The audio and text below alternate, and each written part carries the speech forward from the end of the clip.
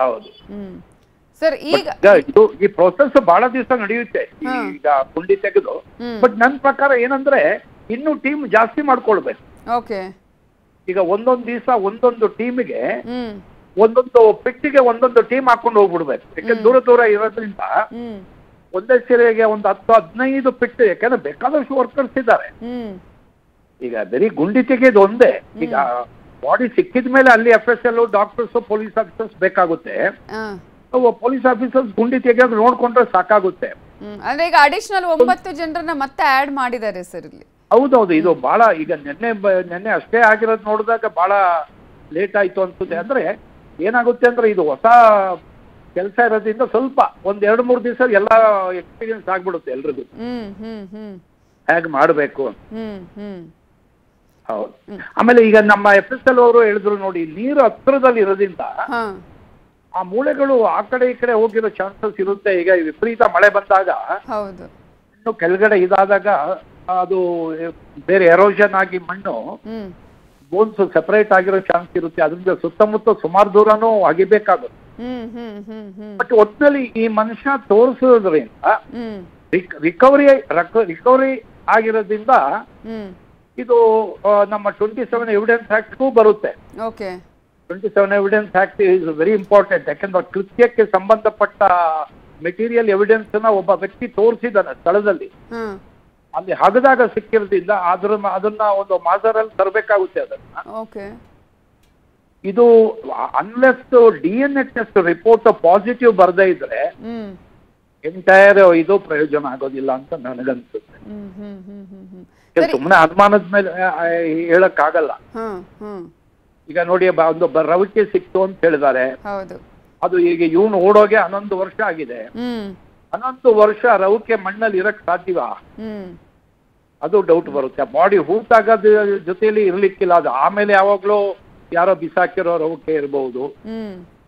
ಆ ತರ ಇದೆ. ಎಲ್ಲ ಆಂಗಲ್ ನಿಂದನೂ ಇಲ್ಲಿ ತನಿಖೆಯನ್ನ ಮಾಡ್ಬೇಕಾಗುತ್ತೆ. ಇಲ್ಲಿ ಈಗ ಅಧಿಕಾರಿಗಳು ಇದು ಈಗಿನ ಪೊಲೀಸ್ ಅಧಿಕಾರಿಗಳಿಗೂ ಬಹಳ ಒಳ್ಳೆ ಎಕ್ಸ್ಪೀರಿಯನ್ಸ್ ಇದು. ಈಗ ನಮಗೆಲ್ಲ ಇಂತ ನಮ್ಮ ಸರ್ವಿಸ್ ನಲ್ಲಿ ಈ ತರ ಸಿಕ್ಲಿಲ್ಲ. ಸೆಪರೇಟ್ ಆಗಿ ಸಿಕ್ಕಿರ್ಬೋದು. ಇದೆಲ್ಲ ಒಂದು ಹಿಸ್ಟ್ರಿ ಪೊಲೀಸ್ ನಲ್ಲಿ. ಇದೆಲ್ಲ ಅಲ್ಲಿ ಪಾರ್ಟ್ 4 ಅಂತ ಇರುತ್ತೆ ಇಲಾಖೆನಲ್ಲಿ. ಅದರಲ್ಲಿ ಇದೆಲ್ಲ ಎಂಟ್ರಿ ಆಗ್ಬೇಕು ನನ್ನ ಪ್ರಕಾರ.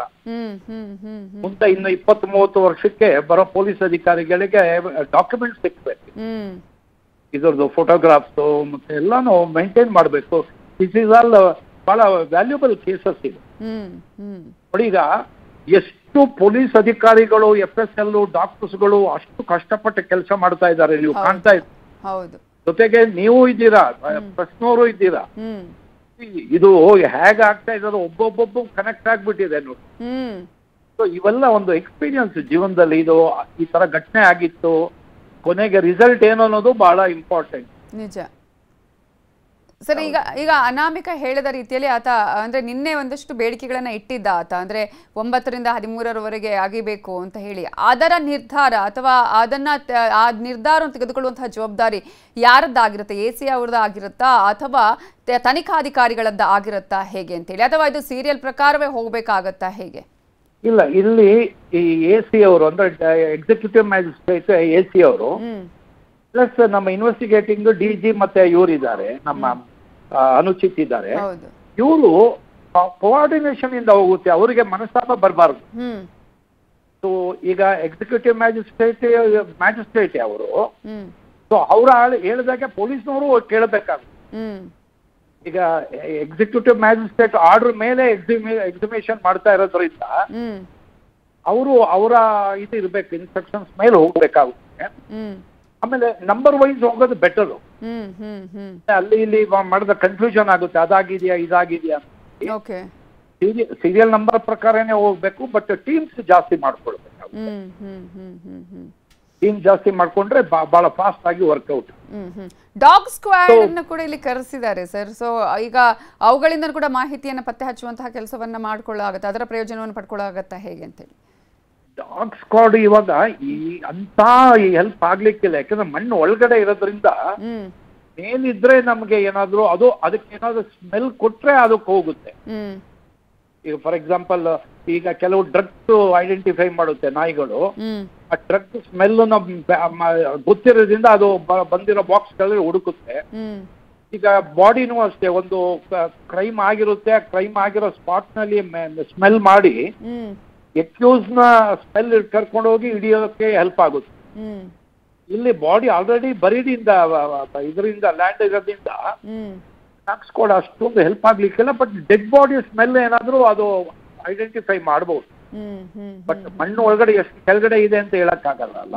ಹ್ಮ್ ಆಮೇಲೆ ನನಗನ್ಸುತ್ತೆ ಇವರು ಈಗ ನೋಡಿ, ಒಂದು ಈಗ ಮೂಳೆ ಸಿಕ್ಕಿದೆಯಲ್ಲ, ಎಷ್ಟು ಅಡಿ ಆಳ ತೆಗ್ದಿದ್ದಾರೆ ಅಂತ ನೋಡ್ಬೇಕು. ಹ್ಮ್ ಹ್ಮ್ ಮಿನಿಮಮ್ ಒಂದು 5 ಅಡಿ 6 ಅಡಿ ಇದ್ರೆ ಹ್ಮ್ ನನ್ನ ಪ್ರಕಾರ ಅದು ಲೀಗಲಿ ಗುಂಡಿ ತೆಗೆದಿರೋದು, ಓಕೆ ನನ್ನ ಎಸಂಪ್ಷನ್. ಓಕೆ ಹ್ಮ್ ಕದ್ದು ಮುಚ್ಚಿ ತೆಗಿಬೇಕಾದ್ರೆ ಒಂದ್ 2 ಅಡಿಗೆ ಗುಂಡಿ ತೆಗೆದು ಊತ್ ಬಿಡ್ತಿದ್ರು. ಯಾಕಂದ್ರೆ ಫಸ್ಟೇ ಕದ್ದು ಮುಚ್ಚಿ ಮುಚ್ತಾ ಇರೋದು, ಓಕೆ 5 ಅಡಿ ತೆಗಿಲಿಕ್ಕಿಲ್ಲ ಯಾರೂನು.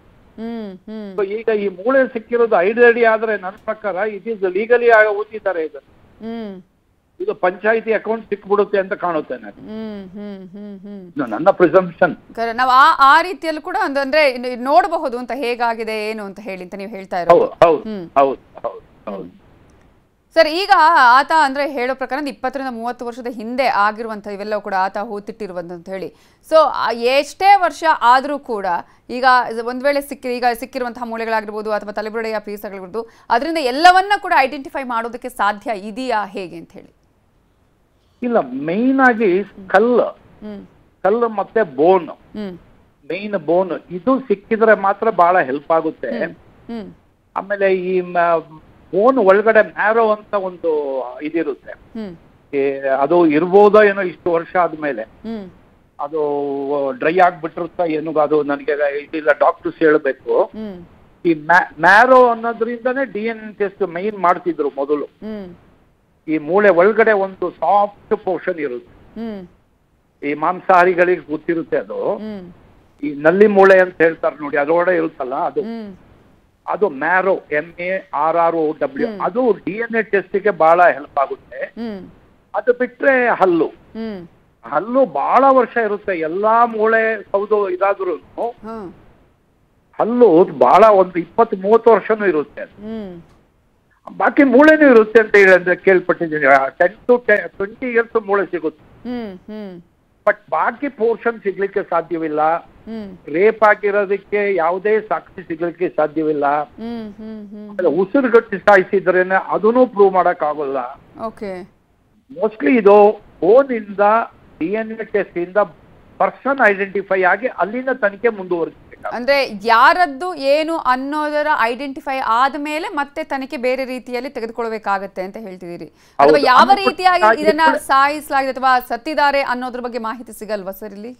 ಹೌದು, ಈ ನನ್ನ ಪ್ರಕಾರ ಈಗ ಮೂಗಿನ ಮೇಲೆ ಕುತ್ತಿಗೆ ಇಸ್ಕೆ, ಆಮೇಲೆ ಉಸಿರು ಕಚ್ಚಿ ಸಾಯಿಸಿರ್ತಾರೆ, ಆಮೇಲೆ ಮುಖದ ಮೇಲೆ ಪಿಲ್ಲೋ ಹಾಕಿ ಸಾಯಿಸಿರ್ತಾರೆ. ಇದು ಗೊತ್ತಾಗ್ಲಿಕ್ಕೆ ಸಾಧ್ಯವಿಲ್ಲ. ಯಾಕೆಂದ್ರೆ ಇದು ಯಾವುದೇ ಮೂಳೆ ಅಥವಾ ಮಾಂಸ ಯಾವುದು ಇರ್ಲಿಕ್ಕಿಲ್ಲ, ನರ್ವಸ್ ಸಿಸ್ಟಮ್ ಏನೂ ಇರ್ಲಿಕ್ಕಿಲ್ಲ. ಅದರಿಂದ ಈ ಹೈರ್ಡ್ ಬೋನ್ ಅಂತ ಬ್ರೇಕ್ ಆಗಿರುತ್ತೆ ಕುತ್ತಿಗೆ ಇಚ್ಕುವಾಗ, ಅದೆಲ್ಲ ಸಿಕ್ಕಬೇಕು. ಅದು ಸಿಕ್ಕಿ ಅದರಲ್ಲಿ ಕಂಡುಹಿಡಿಬೇಕಾಗುತ್ತೆ. ಅದು ಮುರಿದಿದ್ರೆ, ಈ ತರ ಮುರಿದಿದ್ರಿಂದ ಇದು ಕುತ್ತಿಗೆ ಇಸ್ಕಿ ಸಾಯಿಸಿರ್ಬೋದು ಅಂತ ಹೇಳಿ.